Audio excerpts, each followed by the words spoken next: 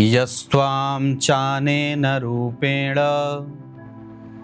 दृष्ट्वा कौ विचरस्यति किमेतद् ब्रह्मणो मूर्ध्नि वदन्नीति पुरांतकः। प्रिय दर्शकों नमस्कार, एक बार फिर से उपस्थित हूँ आप सबके सामने। आज के इस महत्वपूर्ण ज्योतिषीय कार्यक्रम में मैं आपसे जिस विषय पे चर्चा करने वाला हूँ उसमें बात करेंगे जन्म कुंडली के पंचम भाव के बारे में। और सिर्फ पंचम भाव के बारे में ही बात नहीं करेंगे, थोड़ी सी चर्चा अष्टक वर्ग पर भी करेंगे। मतलब आज का कार्यक्रम दो विषयों पर केंद्रित रहेगा, जिसमें पहले मैं अष्टक वर्ग पे चर्चा करूंगा और उसके बाद पंचम भाव पे चर्चा करूंगा। बने रहिएगा कार्यक्रम के अंतिम हिस्से तक। शनिवार के दिन लाइव होऊंगा इसी चैनल पे, जहां आपकी कुंडली का अध्ययन होगा। कुछ आपके सामान्य से प्रश्नों को भी मैंने इकट्ठा किया है जो आप लोग कमेंट के माध्यम से मुझे पूछना चाहते हैं। चूंकि मैं स्वयं कमेंट का उत्तर देता हूं, इस वजह से वहां से मैंने बहुत सारे लोगों के प्रश्न स्क्रीनशॉट बना के रखा हुआ है। इस बार के लाइव में उसे भी शामिल करने की पूरी कोशिश करूंगा। तो आप कार्यक्रम देख करके आपके मन में जो भी प्रश्न बनता है आप वो कमेंट में भी लिख सकते हैं, उसका उत्तर मैं लाइव वाले कार्यक्रम में दे दिया करूंगा। इस सप्ताह मैंने जितने कार्यक्रम बनाए हैं उसमें ग्रहों के गोचर पे हमारा ध्यान विशेष रूप से जाता रहा, और वो अच्छी बात है कि आप लोगों ने उसे पसंद भी किया है। थोड़ा कम है पर धीरे धीरे लोग उसे जानने लगेंगे। राशिफल का कार्यक्रम आप लोगों को मिलता है रविवार को, और वो यूं ही मिलता रहे, भगवान से ऐसी ही प्रार्थना करता हूं। आइए अष्टक वर्ग पे थोड़ी सी चर्चा कर दूं। मुख्यतया अष्टक वर्ग का अध्ययन क्यों किया जाता है? जब तक आप इसके अर्थ को नहीं समझेंगे तब तक इसकी महत्ता आपके दिमाग में बैठेगी नहीं। मेरे नियमित दर्शक हैं, नाम भूल रहा हूं, पर वो लगातार इस विषय को जानने की इच्छा प्रकट करते रहते हैं। उदाहरण है, इसको आप अष्टक वर्ग पे ही समझिएगा। मान लीजिए मेरी खुद की कुंडली है और चाहे जिस भी लग्न की बनी है, कोई जरूरी नहीं है कि वो धनु लग्न की ही हो या किसी खास लग्न की हो। अब जन्म के समय पे मेरी कुंडली में जो ग्रह जहां बैठा था वो हमारी जन्म कुंडली हो गई कि इस व्यक्ति के जन्म के समय पे सूर्य इस राशि में थे, चंद्रमा इस राशि में है, मंगल यहां है, बुध यहां है, शुक्र यहां है, ऐसे। लेकिन कोई जरूरी नहीं है कि वो हमेशा जातक के जीवन में जो फल कथन होता है वो तीन तरीके से होता है। एक, लग्न चक्र के आधार पर आपकी कुंडली में लग्न से देखा जाता है कि कौन सा ग्रह कहाँ बैठा है। दूसरा, आपके चंद्र चक्र से देखा जाता है कि आपकी कुंडली में कौन सा ग्रह कहाँ बैठा है। और तीसरा, नवमांश चक्र के आधार पर देखा जाता है कि आपकी कुंडली का फलादेश क्या निकल कर आता है। ग्रह की वर्तमान स्थिति अष्टक वर्ग को बनाने में मदद करती है, ये पहली बात है। दूसरा, कि जब आप अष्टक वर्ग बनाने चलते हैं या अष्टक वर्ग से समग्र रूप से आप दशाओं का अध्ययन कर जाते हैं कि फला ग्रह अगर दशा में एक्टिव होगा तो इस तरीके का परिणाम देगा, या इतना शुभ और इतना अशुभ देगा। अष्टक वर्ग का मूलतः अध्ययन इसलिए किया जाता है कि आप की कुंडली में जो 12 राशियां हैं उनमें जो ग्रह की स्थिति बनी वो कितने प्रतिशत शुद्ध अंकों के साथ उपस्थित होकर जातक को शुभ या अशुभ परिणाम देगी। अब ये चूंकि जो अष्टक वर्ग बनाने की प्रक्रिया है वो थोड़ी लंबी है, लेकिन उसको आप अगर संक्षिप्त स्वर में समझना चाहें तो एक ग्रह जब अपनी राशि में बैठा है या कहीं भी बैठा है, वो उसकी खास दूरी चंद्रमा से एक जगह पे है। एक खास दूरी पे चंद्रमा से कोई एक ग्रह गया, वही ग्रह सूर्य से किसी अन्य दूरी पर जा रहा है। वही ग्रह गुरु से किसी अन्य वर्ग पे, किसी अलग दूरी पे बैठा है। शुक्र से किसी अलग दूरी पे बैठा है। चंद्रमा से गुरु कहीं और बैठे हैं एक अलग, चंद्रमा से शुक्र कहीं और बैठे हैं, चंद्रमा से सूर्य कहीं और बैठे हैं, मंगल से गुरु कहीं और बैठे हैं। जब आप सभी ग्रहों का एक दूसरे के साथ संबंध बनाते हैं और फिर ये तय करते हैं कि हाँ, चंद्रमा से सूर्य जब इतने भाव में रहेंगे, इतने इतने भाव में जाएंगे ना, तब वो शुभ परिणाम करेंगे। और जब चंद्रमा से सूर्य इतने भाव में जाएंगे तो अशुभ परिणाम करेंगे। उदाहरण, चंद्रमा से मूलतया जब चंद्रमा से सूर्य आपके मूल जन्म कुंडली में, चंद्रमा से सूर्य जब 8वें भाव में जाएंगे तो अष्टक वर्ग में वो अशुभ परिणाम करने वाले होंगे। लेकिन अगर चंद्रमा से वही सूर्य तीसरे, छठे, 5वें, 10वें, एकादशवें, 9वें आदि भावों में जाएंगे तो शुभ परिणाम करेंगे। अब बात जब चंद्रमा से आपने सूर्य की दूरी के आधार पर एक वर्ग तैयार किया 8 ग्रहों का, इसमें राहु और केतु नहीं लिए जाते, तो चंद्रमा से इतने दूरी पर सूर्य अच्छा परिणाम किए, मतलब वो सूर्य अष्टक वर्ग में शुद्ध परिणाम करने वाले ग्रह बन जाएंगे। और दूसरा, जब आप इसी तरीके से चंद्रमा से सूर्य का निकाल लिए, फिर चंद्रमा से इतने घर आगे मंगल जाएंगे, तीसरे, छठे, एकादश तो शुभ परिणाम करेंगे, तो अष्टक वर्ग में उनको शुभ प्रभाव दिया जाएगा कि हाँ, ये ग्रह इतने भाव में गया है, इस वजह से अष्टक वर्ग में इसको अच्छा अंक मिलेगा, शुभ अंक मिलेगा। उसी तरीके से आपने चंद्रमा से मंगल के बाद बुध का निकाल लिया कि बुध चंद्रमा से कितने घर आगे बैठे हैं, और अगर वो चंद्रमा से इतने घर आगे बैठे हैं तो वो शुभ परिणाम करेंगे, मतलब उनको शुद्ध ग्रह कहा जाएगा। उस जातक की कुंडली के लिए बुध अच्छा परिणाम करेंगे। ऐसे ही भगवान चंद्रमा से सभी ग्रहों का निकाला जाता है, मंगल से निकाला जाता है। अब मंगल से कैसे निकालेंगे, तो पहले मंगल से चंद्रमा कितने घर पे रहेंगे, कितनी दूरी पे जाएंगे तो शुभ परिणाम करेंगे, और कितनी दूरी पे रहेंगे तो अशुभ परिणाम करेंगे। अगर अशुभ परिणाम करेंगे तो क्रॉस कर दिया जाता है कि चंद्रमा से या मंगल से फला ग्रह इतने दूरी पे है, और ये आपको याद रखना पड़ेगा कि कौन सा ग्रह किसी भी ग्रह से कितने दूरी पर रहता है तो शुभ परिणाम करता है और अशुभ परिणाम करता है। ये गोचर सामान्यतः आप लोगों को याद होना चाहिए। तो जब आप एक एक ग्रहों को दूसरे ग्रह से कंपेयर करते हैं कि ये ग्रह इतने ग्रह से इस दूरी पे गया है तो शुभ परिणाम करेगा, और इस दूरी पे गया है, इतने घर आगे बैठा है, कहने का अर्थ दूरी का अर्थ यह है इतने घर आगे बैठा है तो अशुभ परिणाम करेगा। और जब आप इस तरीके से एक सभी ग्रहों का एक सारणी बना लेते हैं, वही अष्टक वर्ग हो जाता है। और सामान्यतया सिर्फ अष्टक वर्ग आप जब देख रहे हो तो उस व्यक्ति के जीवन के संपूर्ण सुखों का भी अध्ययन कहीं ना कहीं आप कर लेते हैं। बस इतना ही है। अब इसको बोर्ड पर अगर मैं समझाऊंगा तो हो सकता है कि मुझे एक बहुत बड़ा बोर्ड चाहिए होगा, और एक एक ग्रहों से दूसरे ग्रह की ये एक सारणी बनानी पड़ेगी कि ये ग्रह इस ग्रह से इतनी दूर आगे रहेगा तो सही का टिक लगेगा, मतलब ये शुभ परिणाम देगा। वही ग्रह अगर किसी की कुंडली में इतने घर आगे बैठा है तो अशुभ परिणाम करेगा, मतलब मुझे क्रॉस लगाना होगा। तो ऐसा करके जब आप सभी ग्रहों की एक सारणी बना लेते हैं तो उसे वर्ग कहा जाता है, अष्टक वर्ग। इसमें क्या कहा कि प्रत्येक ग्रह से प्रत्येक ग्रह की दूरी देख करके फल कथन का जो प्रारूप तैयार किया जाता है वही अष्टक वर्ग है। बहुत कठिन नहीं है ये। अष्टक वर्ग, सर्वाष्टक वर्ग, भिन्नाष्टक वर्ग, ये सब इसके वर्ग हैं, और प्रत्येक ग्रहों के लिए ये सारणी बनाई जाती है। उसके बाद उस व्यक्ति के जीवन का फल कथन किया जाता है। अब चूंकि गणना बहुत आसान हो गई है, कंप्यूटर से कुंडलियां निकलती हैं, इस वजह से अष्टक वर्ग बनाना बड़ा सरल हो जाता है, या फिर आपको कंप्यूटर में बन करके सामने से स्वतः आ जाती है।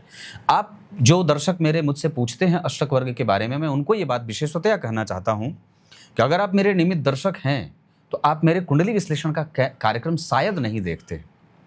अगर आप मेरे नियमित दर्शक हैं और आपने मेरा कुंडली विश्लेषण का चैनल देखा है, वहां मैंने प्रत्येक कुंडली के प्रत्येक वीडियो में अष्टक वर्ग पे निश्चित रूप से बात की है। प्रत्येक कुंडली में, ऐसी कोई भी कुंडली नहीं है जिसमें मैंने अष्टक वर्ग का जिक्र नहीं किया है। अष्टक वर्ग में लग्न को इतना अंक मिल रहा है, व्यक्तित्व ऐसा है। अष्टक वर्ग के धन भाव में इतना अंक मिल रहा है, इतना पैतृक संपत्ति मिलेगा, इतना मेहनत वाले भाव को मिल रहा है, इतना सुख वाले भाव को अंक मिल रहा है। इस वजह से व्यक्ति के जीवन में सुख कैसा है, ये अष्टक वर्ग की कहानी है। मतलब सिंपल कुछ नहीं है कि आपने ये देखा कि ग्रह आपके जन्म के समय पे चंद्रमा से कितनी दूरी बैठा था, सूर्य से मंगल कितनी दूर बैठे थे, मंगल से बुध कितनी दूर बैठे थे, गुरु से बुध कितने दूर बैठे थे, प्रत्येक ग्रह सा घुमा दिया। और जो एक आपको सही का निशान जिसमें ज्यादा मिला वो ग्रह आपके लिए शुभ हो गया, जिसमें काटकूट का निशान कम मिला या ज्यादा मिला वो ग्रह अशुभ हो गया। ये कोई बड़ी बात नहीं है। पर हाँ, मैं इतनी बात जरूर जानता हूं कि ये जो विषय है ये इस तरीके से समझाने का विषय नहीं है रिकॉर्डेड वीडियो में। ये लाइव वीडियो चले, घंटे 1.5 घंटे का समय मिले और तब जाकर के इसको एक पूरी सारणी ग्रहों की बनाई जाए तो बहुत झट से समझ में आ जाता है। पर मूल रूप से मैंने जो आपको समझाया है अष्टक वर्ग यही है, अलग से कुछ नहीं है। क्लियर है? अब आइए मैं आपको इस कार्यक्रम के दूसरे फेज से आपका परिचय कराता हूं, पंचम वर्ग, पंचम भाव। अब जैसे अष्टक वर्ग पे ही बात करें, अगर किसी जातक की कुंडली में पंचम भाव को बहुत अच्छा अंक मिल जाए, क्रमशः कम से कम 28 अंक मिलना चाहिए। मतलब 28 बार वो भाव सही कोष्टक में जाना चाहिए। अगर 28 अंक मिल रहा है तो वो भाव बहुत अच्छा परिणाम जातक के जीवन में देते हुए देखा जाता है।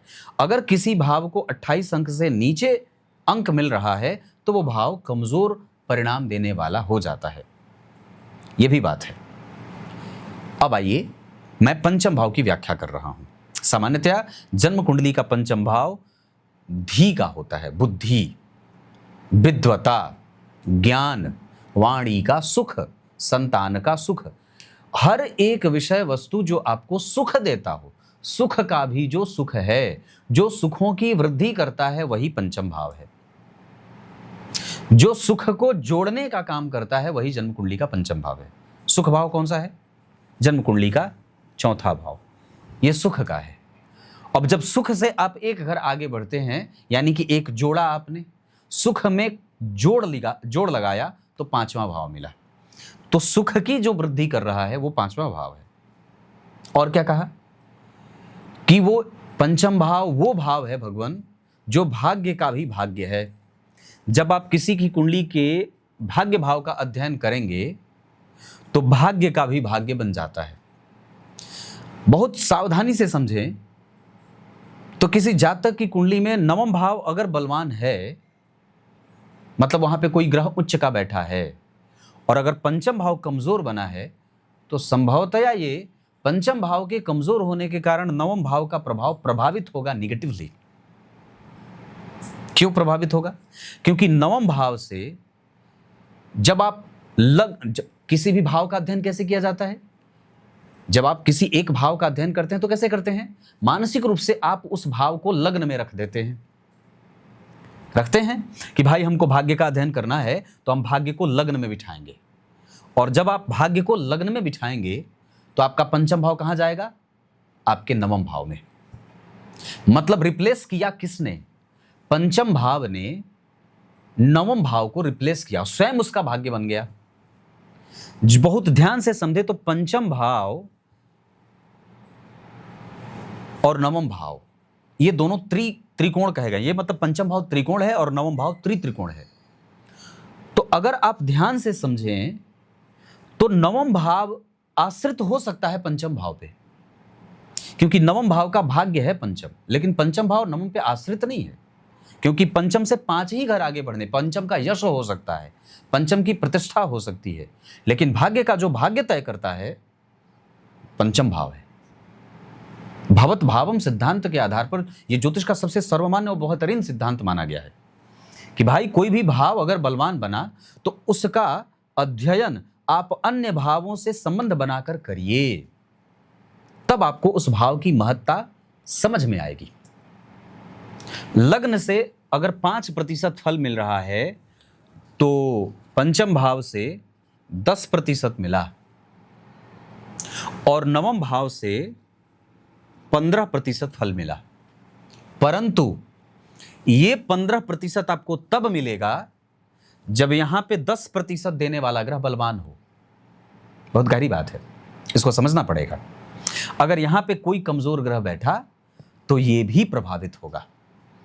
अब एक बात और है, मैंने एक बात आप लोगों से बहुत पहले कार्यक्रम में तो नहीं, पर कुछ महीने पहले एक कार्यक्रम बनाया था, आप लोग देखे भी होंगे, नहीं देखे होंगे तो देख लीजिएगा।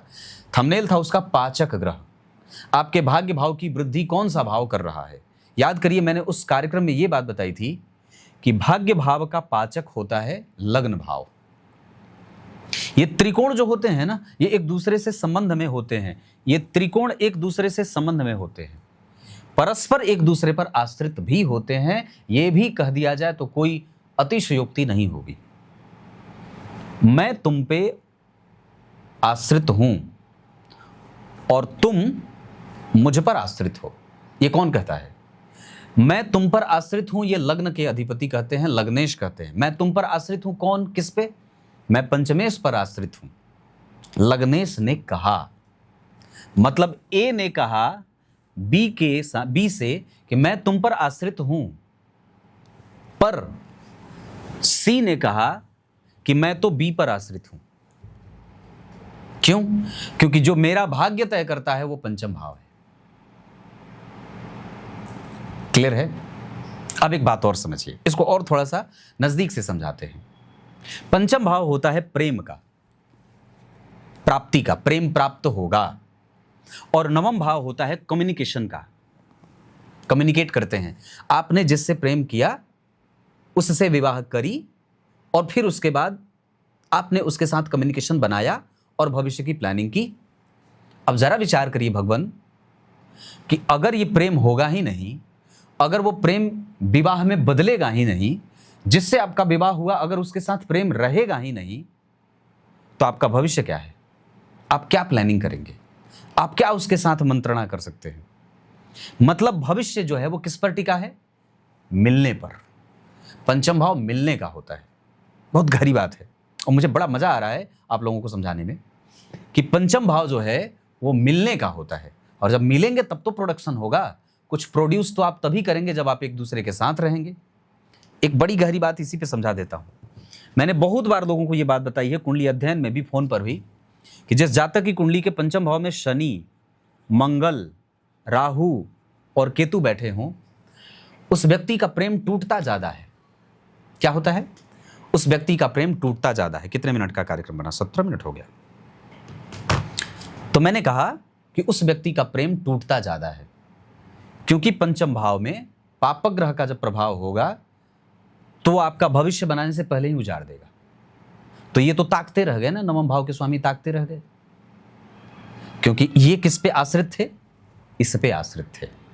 प्रेम आपने किया और प्रेम विवाह में बदलने से पहले ही प्रेम टूट गया। होता है ना, 10 साल हम संबंध में थे, हम बहुत अच्छे से एक दूसरे को जानते थे, पर पता नहीं क्या हुआ कि बात आगे नहीं बनी, क्योंकि आपकी कुंडली का पंचम भाव मजबूत था, नहीं था। अगर वो मजबूत होता तो निसंदेह नवम भाव भी फल कर जाता, और निसंदेह पंचम भाव अगर बलवान होता तो आपका प्रेम प्राप्त हो जाता। तो पंचम भाव की महत्ता आप इस तरीके से अगर समझते हैं तो आपको बहुत सारी बातें समझ में आ जाती हैं। अब एक बात और है, नवम भाव के स्वामी अगर पंचम भाव में बैठे हों, उदाहरण मान लीजिए किसी जातक की कुंडली में 1 नंबर यहां लिखा, 1 से लेके 12 तक, और इस भाव के स्वामी पंचम भाव में बैठ गए। ये बहुत अच्छी बात है कि जो नवमें से वो पंचम में बैठ गए, इससे बढ़िया कुछ है नहीं। लेकिन इससे भी ज्यादा अच्छी बात यह होगी कि आपकी कुंडली के पंचम भाव के स्वामी जो बनते हों वो नवम भाव में बैठते हों। इससे ज्यादा अच्छी बात होगी कि पंचमेश नवम में बैठे हैं। क्लियर है? दोनों अच्छे हैं, पर पंचम भाव के बिना नवम भाव की कल्पना नहीं की जा सकती है। ये त्रिकोण है, ये धर्म है। अब एक बात और भी है, अगर आप राशियों के हिसाब से समझें तो काल पुरुष की कुंडली में पंचम भाव में 5 नंबर बनता है। काल पुरुष की कुंडली कौन से लग्न की बनती है? 1 नंबर की। काल पुरुष मतलब परमात्मा, जो भगवान स्वयं थे, जो परमात्मा ने काल का निर्धारण किया, उन्होंने पहली कुंडली 1 नंबर की बनाई, मेष लग्न की। और यहां पंचम भाव में क्या लिखा? 5 नंबर। और नवम भाव में क्या लिखा? 9 नंबर। अब इसको समझिए, मंगल लग्न के स्वामी हुए और यहां सूर्य और यहां गुरु। अर्थ क्या निकला? अग्नि तत्व का ग्रह, अग्नि तत्व का ग्रह और यहां आकाश तत्व का ग्रह। समझ में आई बात कि यहां और यहां लग्न और पंचम को अग्नि तत्व के ग्रह ने संभाला, लेकिन आकाश तत्व के ग्रह होते हैं गुरु। और जरा ध्यान से समझिए, तो यहां है चर प्रकृति की राशि 1 4 7 10 और यहां है स्थिर प्रकृति की राशि और यहां बन गई द्विस्वाभाविक राशि। राशियों का जो क्रम बना, काल पुरुष की कुंडली में स्थिरता है।